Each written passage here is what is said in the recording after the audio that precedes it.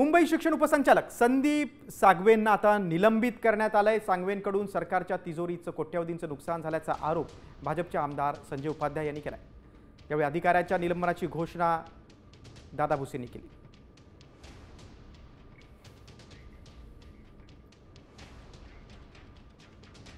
महोदय 13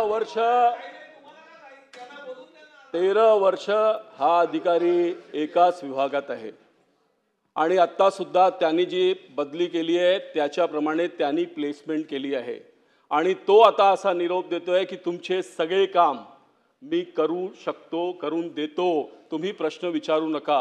एवढी ताकद कशी? माझा प्रश्न आहे, एवढ्या प्रभावशाली महाभ्रष्टाचारी अधिकाऱ्याला तुम्ही त्वरित निलंबन करणार का?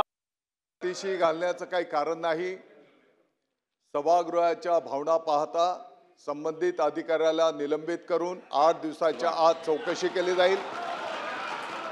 त्या चौकशीतनं जे काही अहवाल पुढे येईल त्याप्रमाणे पुढची कारवाई केली जाईल।